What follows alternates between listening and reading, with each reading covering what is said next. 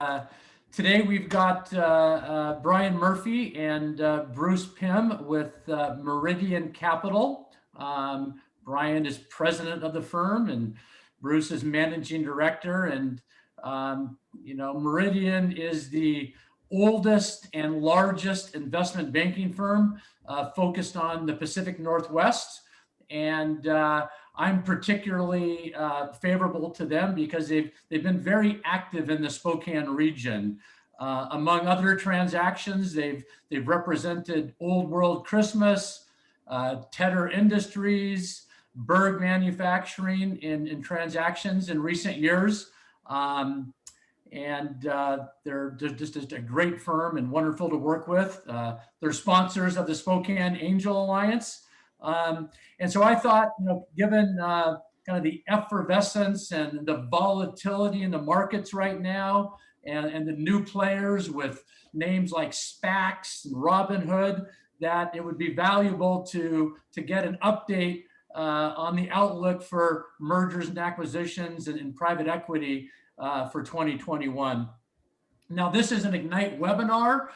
These are invite only, so the participation is a smaller, more intimate group, and we kind of do that again to provide kind of more closer participation by everybody. So Brian and Bruce have a nice presentation here they're going to go through, but hopefully as they go through each slide, feel free to jump in, ask a question, make a comment. Don't be shy. I might even call on you. So hopefully we've got an hour here, and I've gone through the presentation, and it's content rich with a lot of great data and statistics. So with that introduction, I'll turn it over to you, Brian, and I think you're going to start off with a little bit of a closer overview of the firm, and then head into your presentation. Yeah, I appreciate that, Tom, and it's a pleasure to be here. I think we obviously have joined several of the Ignite conversations and always enjoy them. And I believe it's probably about a year ago presented on some of the trends related to COVID in 2020. So excited to give everyone an update. And as you mentioned, Tom, certainly welcome and encourage people to interrupt throughout. It's as probably most of you can attest, it's painful just speaking at your Zoom screen for 30 minutes straight going through the slides. So I encourage everyone to interrupt me at any point with any questions. I'm happy to speculate on GameStop and AMC and BlackBerry, but they're complete guesses. But I'm happy to speculate on those if people have the Robin questions as well. So in terms of today's content, I'll give a very brief background on myself and Meridian as a firm, just to give you guys a lens of where we're coming from. We focus in the middle market, and I think that's an interesting perspective to have when you hear our comments. And then we'll jump into what we're seeing, we saw late in Q4 in terms of the M&A activity in capital markets, and how we believe that momentum will impact how things look in 2021 in terms of deal activity, investor and seller trends. And then we'll also talk a little bit about some of the more unique things going on, such as the SPACs Tom mentioned. So with that, I will pull up my screen here. Is that showing up for people? Yes, it is. Great. So very quick, my background in the firm, the president and managing director of Meridian. I've been there 15 years. Probably the more important things about me is I'm a Northwest kid, born and raised. So born in the suburbs of Seattle, Kent, Washington, manufacturing world. Then grew up in Portland, got confused and moved to LA for college, and then got very confused and moved to New York and Washington, D.C. to work for Accenture Consulting. After about 3 years there, quickly realized I was a Northwest West Coast kid and came back to Seattle and Meridian Capital. So spent the last 15 years at the firm working across a variety of industries. When I joined, I was the, I guess, second or third employee, and have really had the pleasure of building growing along with the business, and took over kind of ownership and leadership of the firm about 6 or 7 years ago. Again, Meridian's background, mostly to give you a feel for the lens that our views will come from today, is Today, we have about 31 investment banking professionals and 35 people in total. A vast majority of what we do is advise and partner with closely held family founder entrepreneur owned businesses located in the Western United States on sell side or capital raise or recapitalization opportunities. So often we're helping companies bring in their first institutional capital or maybe go through a full sale.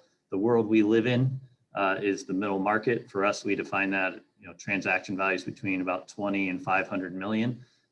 In reality, our average transaction size is closer to 80 to 90 million. So depending on the sectors we live in or participate in, that can be different sizes, but it is, again, tend to be closely held, privately owned, working with them in their first foray into the broader capital markets. In terms of the industries we focus on, we have Brian, yes. Didn't you last year merge or acquire some professionals from Moss Adams? We did. So Moss Adams Capital. So Moss Adams, probably most of you on the phone are familiar with them, a large regional Western United States CPA firm. They very strong in tax and assurance, but they had a smaller Moss Adams Capital team focused on investment banking. And so we acquired the team out of Seattle, which we're very excited about, brought in 6 or 7 new professionals. That team is primarily focused on agriculture, agribusiness, building products, engineering services, and construction. So you'll see some of those industries here. So we're really excited about bringing on those team members and additional depth in those industries I mentioned. Well, was Jet Wales part of that team? Jet was on that team. Jet, as part of a mandatory retirement age at Moss Adams, was going through his own transition, which was one of the factors facilitating Moss Adams LLP's interest in potentially divesting off the Moss Adams Capital division. Okay. God, you seem too young to retire, but he was also very active in the Spokane market. Oh, very good. Very good. So in terms of the industries we focus on, there's 9 here. They really fall into 3 core themes. So the first is what I'll call industrial, which we have aerospace and defense and diversified industrial practices, which really covers distribution, precision manufacturing, industrial services. Technology, our technology practice includes software and broader technology, but also specific focus on telecom and business services and tech-enabled services. And then lastly, our food and beverage, our consumer practice, which includes traditional branded consumer, private label and wholesale consumer goods, as well as a pretty deep expertise in food and beverage and agribusiness. So that gets through the boring part, and that gives you a lens of the where we play in the capital markets world. And now I'll talk a little bit about what we've seen over the last 3 months and what we think that momentum means heading into this year, 2021.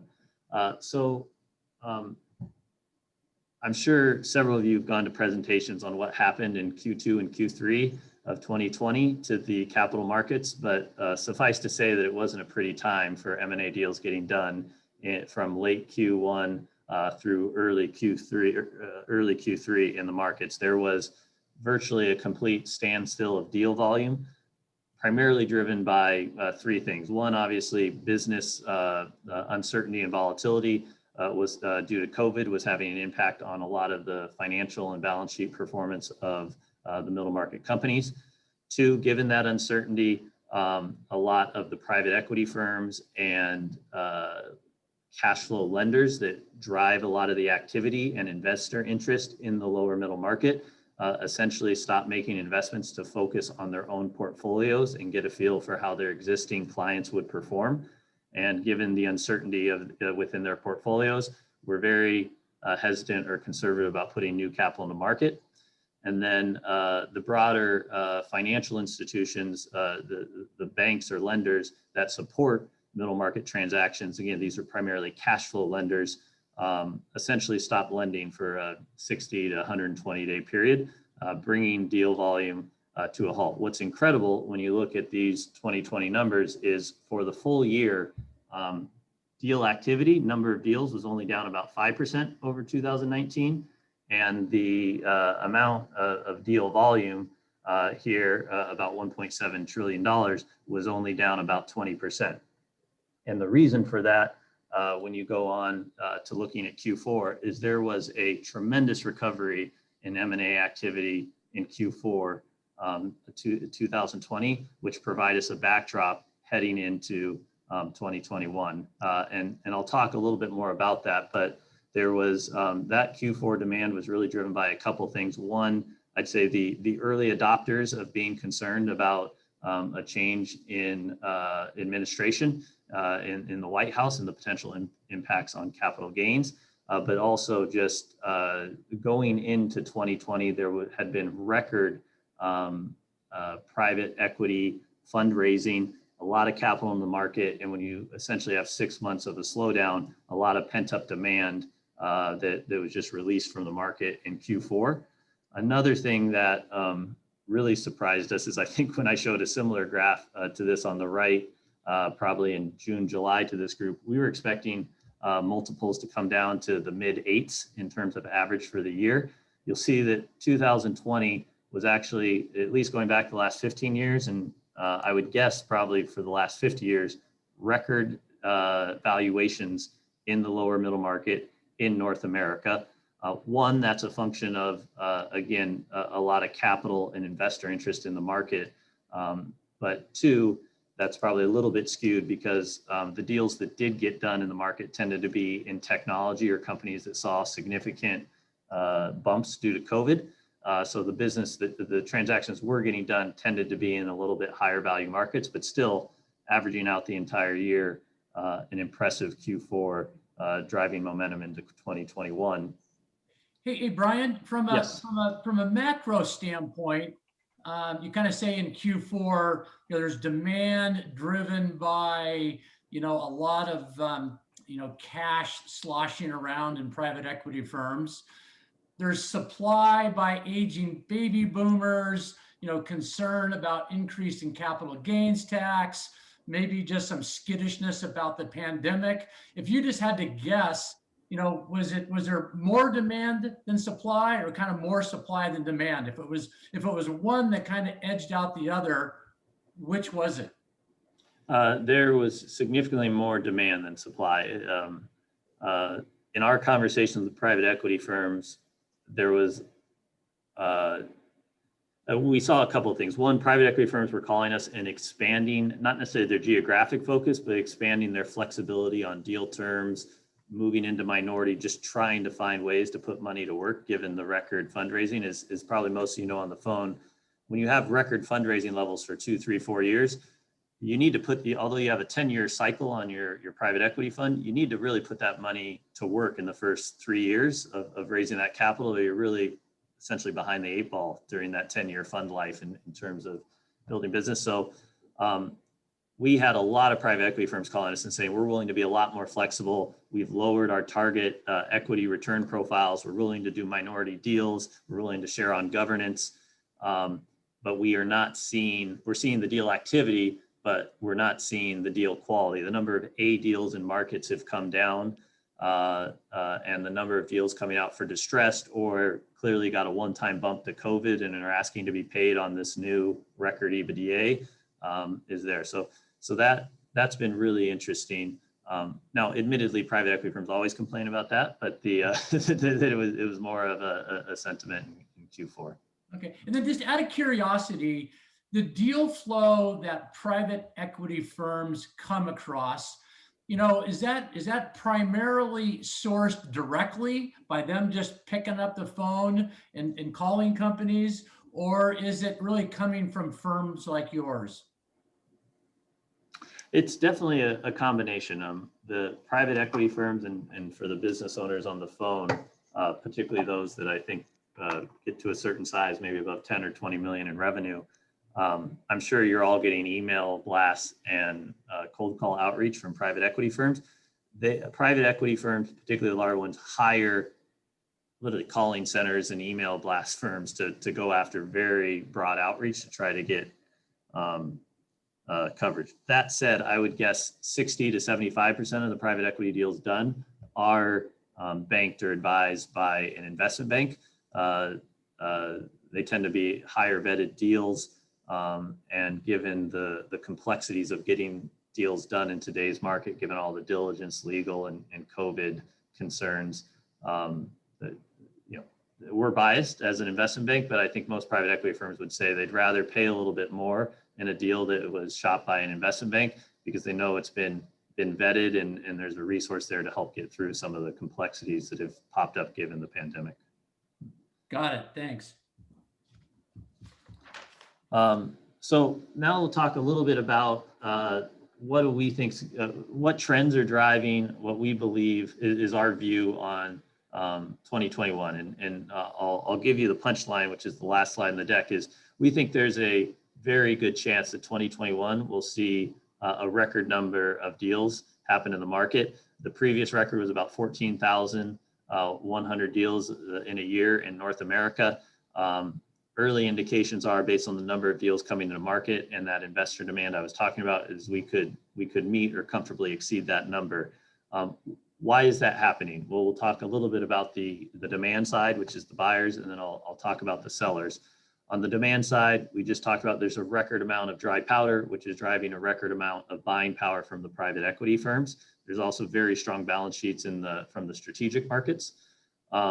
The demand for growth as it relates to valuations and driving stock prices or private equity portfolio company values is still very strong. People are still oddly paying significant premiums for high growth businesses. And given what I call slight slowdown in the economy, being able to achieve that accelerated growth via traditional organic mechanisms is more and more challenging. So these companies are seeking M&A to continue to achieve the outsized accelerated revenue growth. We'll talk about the lending markets compared to historical averages, still very attractive in terms of the amount of debt banks and lenders are willing to give, and the interest rates are obviously very attractive right now. There's increased deal flexibility. It's been an interesting thing from buyers. Buyers are narrowing the industries they want to focus on and being very specific there and focusing on areas they think they can win. But on deals within those industries, they're much more flexible in the terms and valuations they're willing to pay. So I think you'll see more processes where an investment bank like us might only go out to 30 to 50 names and run a very condensed, customized process versus historically groups might go to 200-300 names. But you really want to focus your time now on receiving that premium valuation from groups that know your space the best. The diligence and deal terms as a response to the pandemic. Well, I have more of this in the background. I do think it'll be in the back half of the presentation. A backdrop to this year, there's more higher valuations and more investor appetite in the market, but the challenge is getting deals done are very difficult right now because people are asking you to make representations and warranties related to COVID. How do you risk share the uncertainties related to the ongoing pandemic? PPP loans and stimulus money, how do you treat risk related to forgiveness? And we're trying to do all this diligence in an environment where you might not be able to have more than one, if at all, an on-site visit to actually see the businesses. So based on that, the complexity to get deals done is much higher. Brian, Mark Russell here from Hyper Sciences. Couple of questions. One, when you say buyers, are you talking family office investment who are buying, pieces of your deal? Second is, how long are these deals taking you to get done? And third, I'd love to hear about SPACs. Okay, great. So first, when I talk about buyers or investors, I'm talking about anyone on the buy side of a trend. So that would certainly include family offices. It include more traditional private equity firms. It includes SPACs. It include strategics or public companies, operating purchasers as well. More and more, Lacey, given the prevalence of private equity firms over the last 20 years in the market, a greater and greater percentage of buyers each year are private equity firms, either looking for a platform, or there's thousands of businesses now in North America owned by private equity firms that even if it looks like you're being bought by a strategic, there's a very good chance it's backed by a private equity firm later on. So that's what I mean by buyers. In terms of time it takes Gotcha. to get You're actually talking about acquisition or merger, not buyers of an equity deal. Okay. Yeah, Okay. correct. It could be either. I'm talking the people with looking to deploy capital into securities or equity investments, which Okay. could take Okay. many shapes. Okay. Got it. And then in terms of the time it takes to get a middle market private company deal done, a target timeline is probably 6 months. Given the pandemic and virtual dynamics, it's probably closer to 6 to 8. You can do it in 4 to 5, but you're cutting out a lot of important steps in the process at that point. And then SPACs, a very good tee up here. So SPACs are, I'm sure a lot of people are reading about that. They're a really interesting mechanism. They essentially, you may have heard the term blank check company. That's the same thing as a SPAC. It's essentially a more simple way for mature companies or fast growing companies to access what previously would have been achieved by an IPO. So these SPACs are public entities. They're formed as public entities. They raise a blank check or funds from institutional investors or other sources, and then they have 2 years to then go acquire a company that fits the parameters. And once that company is acquired, by default, that company becomes a public company and has access to the public markets and the valuations and benefits to that. In 2019, there were about 60 SPACs that were filed and created. In 2020, there were 248 SPACs created with a total funds raised of about $83 billion. In January of 2021, there's already been 70 SPAC filings. So to give you a feel, the amount of money being raised by SPACs to capitalize, it's a way to capitalize on the valuations in public markets, but to do it in a way that gives you access to the high achieving private companies in the market, available in the capital market. So it's a really interesting trend. It's not for everyone. You need to be prepared to go public. You need to have, your deal prep in order and financials in order to be able to go through the vetting process. But the valuations you're seeing are incredible. The cost of capital for a private equity firm is in the probably high teens to low 20%. The cost of capital for a SPAC is in probably the low to mid single digits. So you're seeing some of the biggest private equity firms in the world being outbid by 100%, 150% by these SPACs for some of these deals. Admittedly, it's not in all the case, but SPACs really become attractive when a valuation for a business gets up above 100 million. That's not a hard and fast rule, and we expect that number to come down as SPACs become more prevalent, but it is for the higher end of the private markets today in terms of valuation. Thanks so much, Brian. Perfect. Hey, Brian, a question for you. We've got strategic buyers, we got private equity firms, we got SPACs. Is there any differential between the EBITDA multiples that any of those groups might pay? I mean, there's a kind of a long-standing belief that strategics pay a higher multiple because they're getting something in addition to just a financial return. Does that still hold true in the current market environment? Maybe, yeah, it's very, I'd say on average, not nearly as much so as it did 7, 8, 10 years ago. 7, 8, 10 years ago, the average return profile when we talked to a private equity firm, so their cost of capital was in the high 20%. As I just mentioned, that's come down to 18, 19, 20% they're looking for. So given the competitiveness of the private equity market, their return profile has dropped. There are also private equity firms leverage their deals more creatively, I'll use the term, than many strategics. And with very frothy debt markets, they're able to be more aggressive and therefore on average pay valuations very close to strategics on average. Now, on an industry by industry basic and a specific acquirer, like you saw it with PCC a few years ago, certainly with the Amazon or Google's of the world where their stock prices trade at such high levels, they are still able to meaningfully outbid private equity firms when they'd like. You mentioned SPACs as well. I mean, SPACs are, again, they're buying private companies using public market PE ratios. So a SPAC in most cases is going to significantly outbid a private equity firm, but they have again a much more narrow focus, and they're rifle shotting their opportunities. Okay, thank you. So I mentioned some of these trends, but just to show you some of the data, you'll see on this slide the dry powder. I mean, this is the amount of capital in North America raised by private equity firms that has not yet been deployed. So again, by definition, this is money that needs to be spent in order for these private equity firms to achieve their goals. You can see the this light blue or more turquoise color. I'm colorblind, so if these colors don't match, I apologize. But these bottom box is funds raised within the last 2 years. The darker blue is the last vintage 3 to 5 years old, and then the gray is 6 to 7 years in a very small box. What's very interesting is there was record private equity fundraising activity into 2019. 2020 was still a solid year, but fundraising was down slightly. So you see a slight decline in funds raised in the last 0 to 2 years, given the decline in fundraising value.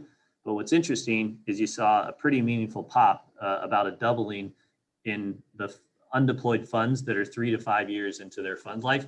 That is money that needs to be put to work very quickly in order to be invested and then harvested within the 10-year window. So you're seeing a couple $100 billion in funds that need to be deployed quickly.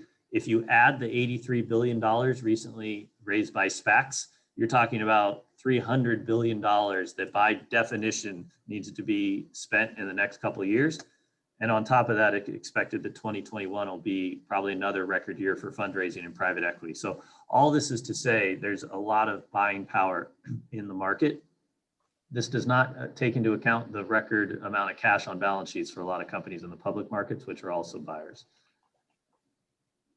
So that's one side of the equation, the equity side. The debt side, which supports about 50% of these deals, also recovered quite nicely, particularly in the larger end of the private market. So if you look at this graph from GF Data, this is a survey of about 150 transactions completed by private equity firms in 2020 through November.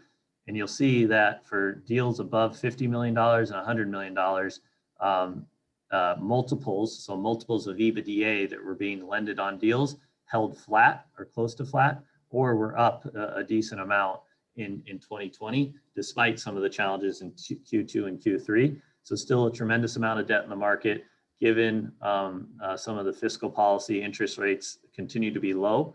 And so what you see is in record valuations, debt is holding. And you'll see here that the amount of money coming from the private equity firms or equity investors, these equity investors continue to put a higher percentage of the deal transaction price in equity. So you have higher equity checks, you have holding debt amounts, you have cheap debt, and that's what's driving record valuations from private equity firms, as I mentioned earlier. A couple of questions on that slide, Brian. I'm presuming the senior debt is coming from banks. Where's the sub debt coming from? And do these private equity transactions ever include a component of earnouts? Yeah, good question. So yes, the senior debt is coming from banks of either traditional and non-traditional. So if you're familiar with the term BDCs, or there's private equity firms, or really private credit firms that raise billions of dollars and are doing unitranche or senior type loans on a cash flow basis. And then some of it certainly comes, particularly when you get up above 10 or $20 million in EBITDA, that sub debt component is often coming from the traditional banks that you're familiar with their names. The sub debt portion is coming from, again, privately raised funds called mezzanine groups, mezzanine debt funds, which will take second lien or even no lien positions. They won't charge any amortization, but the interest rates are typically in the 10, 12, 14% range. And I forget what your third component of your question was. Do these private equity acquisitions ever include a component of earnouts as part of the purchase price? So it would be on top of any equity or debt raised to fund the acquisition? Yeah, so that is one interesting trend that popped back up in 2020 and will probably continue in 2021. Given it's been a seller's market for so long, the percentage of earnouts or seller's notes used in transactions came down dramatically. And I'd say on the more competitive deals, you were essentially looking at all cash up front. COVID bumps or COVID declines or declines in performance or improvements in performance related to COVID, it's very hard to get people to underwrite what a return to normalization looks like or whether or not it'll occur. So we're seeing in Q4 and heading into 2021, we do think there will be a greater percentage of earnouts or seller's notes used, not necessarily because there's not capital available in the market, but there's a greater need to bridge valuation gaps caused by the uncertainty of COVID. Okay. And has anybody ever done a study, or could you comment anecdotally on what percentage of earnouts typically get funded? I actually don't know the percentage. I would guess it's something like 20 to 25% of earnouts are fully funded. Probably in total, 50 to 70% have some portion funded between 0 and 99%. And then there's, the balance is ones that aren't hit at all. I would say it's more often than not, the full earnout is not achieved. And obviously there's a lot of consideration that goes into structuring earnout in a way that benefits. We're primarily seller focused. So we focus on trying to structure earnouts in a way that benefits the sellers. Yep. That would be a fascinating study if it could ever be done, because I know my personal experience is that for whatever reason, a vast majority of those don't get funded. And it may not necessarily be that the company didn't operate to expectations, but there might be disagreements about how the earnout language is worded after the fact, or the acquirer might change the strategy and tactics of the company to the detriment of hitting the intended earnout numbers. Yeah, there's certainly one of the downsides to earnouts is it often bifurcates the incentive structure for the two parties, where often there's earnout mechanisms can be used, but they're tied more to equity returns. So they take longer to get paid, but instead of saying you're going to pay us $2 million or $5 million or $10 million if we do X or Y after 12 or 18 months, for the reasons you just mentioned, we tend to lean towards structures that say we'll be able to claw back 10% of equity, or if there's an equity return profile of 2 times your money, a certain amount of equity is clawed back, because it keeps the parties all aligned with the same goal, which is increasing equity value over the life of the investment. But earnouts, there's a reason they exist. They're challenging. Well, the point that you just mentioned about how to structure an earnout or a form of an earnout that has a more likelihood of being received is an advantage of why you would hire an investment banking firm on a transaction, because that's a real nuance that absent having kind of professional advisors going through this process, you might not be aware of, such as clawing back rather than having an earnout. Yeah, thanks, Tom. So going on to trends that we think will impact sellers in 2021, we just talked about the demand side. Investors have a lot of capital to put to work. What are some of the trends impacting sellers of the supply side? So anytime there's robust valuations, record valuations in a market, that's going to drive people to seek liquidity. We have the potential capital gains increases, which we'll talk more about. Frankly, I make this joke as an investment banker, I can, because it benefits us. The threat of a capital gains increase is almost more powerful than a capital gains increase itself in driving transaction activity. I think the third and fourth box here are really speak to the emotional state of a lot of current privately owned businesses today. So by definition, if you founded a business, you've been in it 30 years, you've operated it, you've you've done the work to grow it to $5-10 million in EBITDA, it likely represents a significant portion of your net worth, and you've poured your heart and soul into it. If you're facing an environment where there's tremendous transaction activity in your industry, meaning a lot of consolidation, and you have just come out of a year where there was likely a lot of uncertainty in your business, and it wasn't particularly pleasant to operate your business in a COVID environment, I think we just see a lot of people say there's going to be the dynamics of the game have changed. I don't really know or have a lot of certainty past a year in my business right now. A lot of my competitors are taking on capital. When I'm faced with deciding to continue to run my business for another 5 to 7 years, as opposed to bringing on a partner or seeking liquidity, those two boxes are driving a lot of conversations. We track the amount of referrals or pitches or outreach we get. Meridian has seen a record amount of inbound unsolicited referral interest from companies from October through January by a magnitude of up 30-40%. And I think a lot of it is being driven by that third and fourth box. The one caveat to this in terms of trends impacting sellers, there's definitely demand, and valuations are very industry specific in today's world. I mean, obviously, commercial aerospace industry or restaurants or movie theater chains, I guess unless you're AMC on a short squeeze run with Robinhood, are not seeing a lot of investor interest.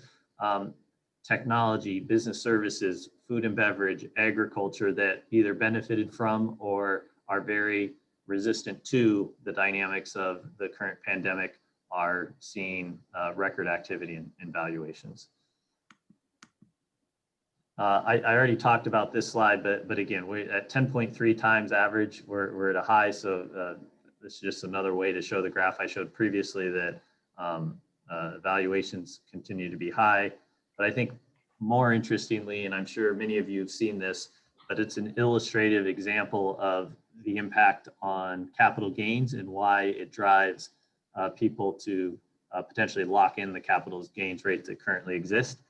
This is not a forecast of where they'll be. This is just an illustrative of what the Biden released tax plan entails. So we are not forecasting that capital gains will immediately go up to 43.4%, but that is what's in the proposal. And on a hypothetical $100 million transaction, very simple advanced example, you'll see your capital gains tax here would go from 23.8% to 43.4%. That's an increase of 82% on taxes. You see what it does to the net proceeds, and probably the math that a lot of the math we help our clients do if they're thinking about something is if you take the proceeds you'd achieve today with the current capital gains of 23.8%, and you say, I want to get to those same proceeds, what do I need to sell for in the future if capital gains rates do go up to the Biden proposed rate? You need to increase your purchase price by 35% to get to the same net proceeds. So instead of selling for 100 million here, you're selling for 135 million. You still get to the 76.2. Again, that's not a forecast, but it does. If you want to hedge that risk, what we're seeing a lot of companies do is a couple things. Maybe they'll do a minority or majority transaction today where they keep some of the upside in their business, but whatever they take out today, they're locking in the lower capital gains rates. Or given the attractiveness on the debt markets, maybe someone is borrowing and they don't have a lot of debt today, they're borrowing 2 or 3 times off their balance sheet to create a liquidity event without giving up equity, because again, they're trying to lock in a capital gains rate and give themselves a tax shield in the future against a potential increase in ordinary income rate. So we're doing a lot of modeling for our clients and saying, is there a hedge strategy on potential tax risks that you can leverage? Hey, Brian, how long has the capital gains rate been in the 20% range? And when's the last time there was a meaningful change to that rate? I actually don't know the answer to that off the top of my head. Maybe you do. I know it increased from 20 to 23.8%, probably about 8 or 10 years ago as part of that surplus on any capital gain after a certain income level, which any transaction would essentially cover for. I don't know, someone else on the phone may know the answer to. Well, the reason I asked the question is because I don't know the answer. Yeah. It seems like this increase in capital gains tax just keeps coming up and up and up over the years, but nothing ever really seems to happen materially about the rate, which then I wonder, how likely is this Biden proposal likely to be approved? And that's up to anybody's guess, but Yeah. I would say the threat certainly increases if 2 years from now the Senate moved additionally into the Democratic favor. If it gets to 52, 53, I imagine, again, whether it gets to 43.4, who knows? But what we're talking about here is it's not just the overall capital gains. Could there be something where the general capital gain stays around 20-25%, but on liquidation events above 20 million that you pop up to 40? I think that's a scenario where it's much more likely, because again, that's a very small percentage of the universe overall in terms of taxpayers. It's a very high percentage of the universe that's going through an M&A event. Interesting. Right. And then correct me if I'm wrong, but isn't Governor Inslee also proposing some form of state capital gains tax? Yes, I believe so. It's in the early days. Bruce, I don't know if you're very close to that, but it's certainly there's been a variety in Washington State where we have no income tax or capital gains tax today. There's the state needs to look for alternative ways to get funded beyond the sales tax. And again, we've had less concerns over that since it seems to be in the earlier days, but it's certainly, I imagine, going to be an ongoing conversation. Yep. So now moving on to just really quick, some industry and Pacific Northwest specific data. This probably won't come as a surprise. All industries were down at least slightly last year, but this just is a highlight of the financial services, healthcare, and IT industries were flat to down 10 to 12% in deal volume, number of deals. And you'll see the B2B or B2C, smaller, but energy were the ones down on average, 24 to 27%. This is just to say that, again, businesses that either benefited from COVID or are more resistant to it will continue to drive activity in 2021. But I do think, across the board, if we were able to put a 2021 bar on here, you'll see some increases, but we're going to continue to see it driven by the sectors here. If there is a stimulus package passed, or to the extent of it on infrastructure, construction, building products has also performed very well, particularly in the residential market in 2020. That will likely continue if additional stimulus dollars continue to come into the market. In terms of Pacific Northwest has been a strong activity overall. We tried to do a customized search of what Eastern Washington and Western Idaho looks like. So this is not a perfect model, but we did a search across kind of the 10 to 20 most prominent cities or geographic areas within our databases. And really interestingly, and we're still looking at the data to determine what did, I imagine a decent amount was from agriculture.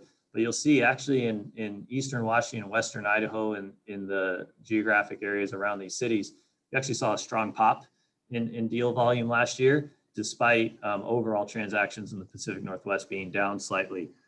Again, I'll update all you when we kind of learn more about what was driving that trend, but it does show, I think, the economic activity in the eastern part of the state, the fact that you see a lot of flight of talent coming from the western side of the mountain to the east, increase in technology in the Spokane region, certainly agriculture being an overall strong market, maybe some of the distressed aerospace deals that could be happening right now. I mean, there's some hypotheses we have, but we're still digging into that data. But in general, I think Spokane, Western Idaho, and Eastern Washington in general, always been known as good agriculture markets, but more and more so the technology and manufacturing capabilities of those markets are being uncovered by various investors and driving additional familiarity with businesses here, which is obviously great for the region in terms of bringing in outside capital.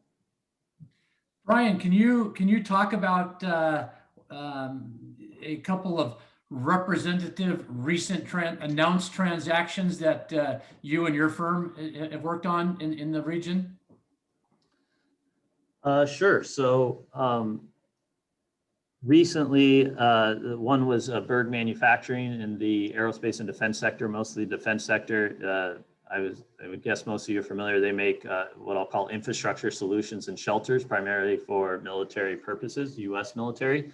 That was a business that has performed very well and pivoted their business to do hard wall shelters that are installed or dispersed out in theater across the world.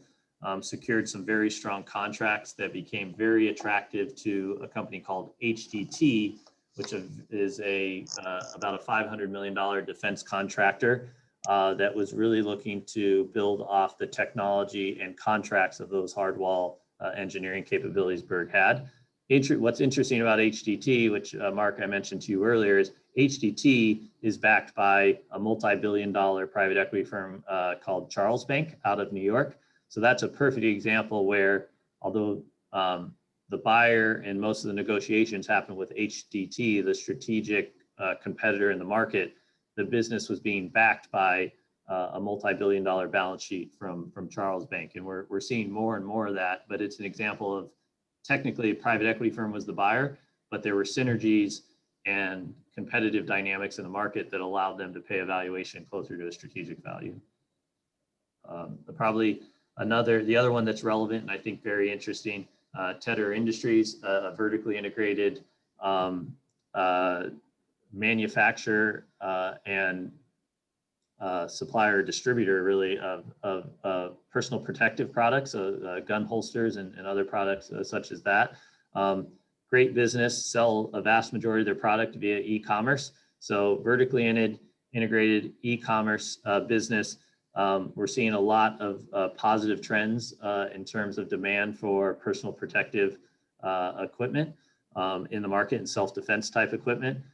They wanted a partner to bring on additional capital to support accelerated growth, but also to allow their shareholder to take some liquidity off the table, since again, a vast majority of his net worth was in the business. That deal continues to do well. The partner came on, they've provided him growth capital. And as you can imagine, the demand for personal safety equipment has gone through the roof over the last 12 months.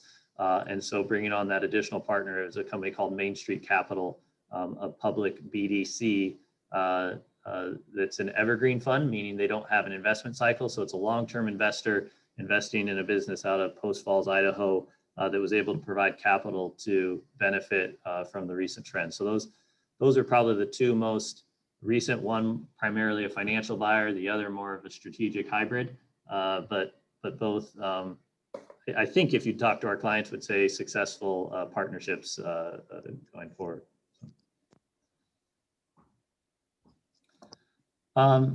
Lastly, as we have about 5 minutes or 10 minutes left here, I've talked about these. So what do we expect to see over the next 6 to 12 months? I've mentioned this. Given that there's trends on the demand side that are very positive in terms of activity, and then trends on the sell side that are positive in terms of supply, we think there's going to be a record number of deals coming to market in Q1 and Q2 of this year, with a record amount of capital chasing those opportunities, which will lead to, we think, a lot of activity in Q2, Q3 in 2021. We talked about all the trends that are driving that buyer and seller, but we think it'll be an active market. The second point is not, it's not the most efficiently worded sentence I've ever written in my life, so I apologize for that. But essentially, we are seeing more large companies look for really change their acquisition strategies. A lot of companies are looking for technology solutions to become more competitive in their space, and they're also looking at a lot of their competitors that may have not have fared as well during the recession or pandemic, may not have the balance sheet strength as them, and really trying to double down on their corporate development or M&A activity to capitalize on what are accelerating changes or unique dynamics in today's world. So you're seeing a lot of people try to ramp up their M&A activity to capitalize on, what's been a unique 12 months in the market. I talked, already about the industries we think that'll continue to fare very well. We do think there'll be increased activity in aerospace, retail, and energy, not necessarily because those markets will recover really quickly over the next 3 to 6 months, more so because as stimulus money slows down or the second round of PPP, people don't qualify or that money runs out, some of the distressed and minority transactions required to almost out of necessity needing to happen in that market to facilitate consolidation or survival will begin to happen. And then certainly another trend we expect to continue is, given things need to be done virtually, given the complexities from a legal perspective COVID is causing in deals, risk share and things like that related to ongoing certainty, deals will have more and more legal considerations, more and more structure, and take a little bit more time to get done. That's probably a trend that's going to last for a while. There's a lot of money going to market, but people are trying to protect it and trying to figure out how to share the uncertainty over the next 12 months. Brian, one question on kind of deal structure that to me is relatively new. And I think we saw it in the Berg transaction, whereas in the past, there might be a reserve for an indemnity reserve for reps and warranties that is set aside and maybe paid out over 12 or 18 months. But I know in that transaction, it was the first I saw it, where you can actually insure against it. You can buy an insurance premium such that that money is not set aside, but is at risk to the insurance carrier. First of all, did I describe that correctly? And two, is that something that that is happening more frequently? Absolutely. You described it perfectly. You're basically getting a third party to insure what was previously a self-insured indemnification or escrow. And that escrow is typically maybe in the 10% range. So it's a meaningful amount of money. So again, if you're looking in our deals, again, an average of an 80, well, let's use $100 million deal value. Someone at $100 million deal value would probably ask for 7.5 to 15% escrow. So you're talking about $7.5 to $15 million set aside for 12 to 24 months. That is at risk, and you don't get the proceeds to go invest elsewhere. An insurance policy, we are now seeing on, we're putting in place in probably 80 to 90% of our deals today, above $30 million. And the reason for that is, instead of a 7.5 to 15% escrow coming out of your own pocket, the escrow is equal to the deductible on that insurance policy, which is usually about 1%. And so instead of having to set aside 7.5 to $15 million, you're setting aside $750 to $1.5 million. Benefits are you get a whole lot more money up front. And then two, if there is a claim against the indemnifications or reps and warranties, instead of that money coming out of your pocket and having a $5 million claim, assuming that the policy was set up well and you put together your schedules correctly, the insurance company covers the $5 million claim. So it significantly reduces your downside risk. And those policies cost, they're actually very reasonable. Probably on a $100 million deal, you're looking at a policy around $400,000 to $500,000. But if you're reducing your escrow by several million and eliminating all your risk, 9 out of 10 of our clients try to pursue that route. Yep, that's a huge advantage. And I presume funding that policy is a seller obligation. You can't, can you convince the buyer to pay those premiums? So we, again, it's another benefit, I think, of running a competitive transaction. So we probably in about 25% of our deals, we actually get the buyer to pay for the entire policy, that $400,000 or $500,000. There is some benefit to that. It makes the negotiation of the legal points a whole lot easier. You're not negotiating against each other, your new partner. You're negotiating against the insurance company, because if you're a seller and the insurance company is willing to protect you against it, you're willing to agree to a whole lot more things in the legal contract if you're not the one responsible. So buyers like that. I'd say in about 50 to 60% of the scenarios, given it's mutually beneficial, the policies split. And then in some cases, a minority of them where the sellers maybe are responsible for the whole thing. Excellent. The last slides I don't necessarily need to spend a lot of time on, but it's really just given some of the dynamics going in the market and the conversations we're having with a lot of business owners right now. I would guess that all our clients, or for the business owners on, you'll be approached probably more than ever this year from people in the outside world, both looking to invest in you, and then there may be several competitors in your markets that are looking to be acquired, given some of the seller dynamics I talked about before.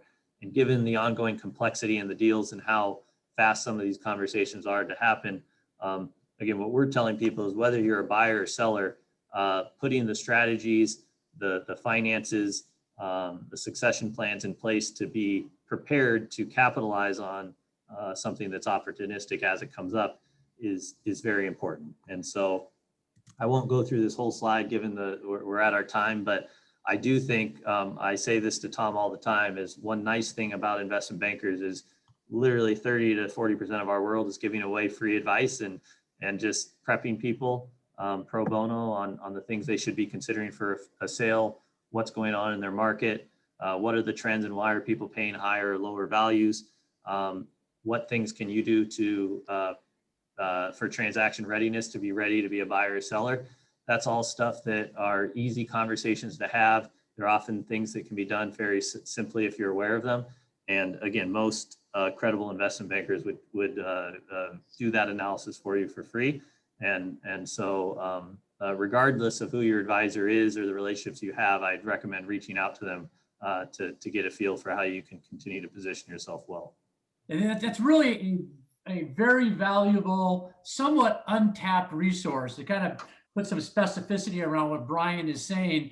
Is if you're thinking about potentially a private equity or an M&A transaction, but you really don't know what your company is worth, or you want information on comparable company transactions, that is materials and analysis that Meridian and other investment banking firms can do really quite quickly and efficiently. And so and it has two benefits. One is you get that data, what your company might be worth or a range, but also you get to develop a relationship with the investment banking firm and get a better feel as to whether or not they might be a good fit for your potential transaction. So I really encourage companies that I'm aware of that are thinking about doing something, reach out and have that exercise done, because it's free, it's professional, and you get to kind of develop a relationship with the firm, and picking the right firm is really important. Great. So I think we're at time. Happy to stay a few extra minutes and answer any questions for those that have time, but otherwise I appreciate the opportunity to speak with the group. These were just one firm's opinions, but we think it'll be an exciting year for 2021 with a lot of activity in the market. So again, thank you for the time, and Tom, thanks for the opportunity to speak to the group. Is it okay if we send this slide deck out to everybody on the call today? Absolutely. Okay, we will do that. Well, thank you, and thanks to everybody on the call.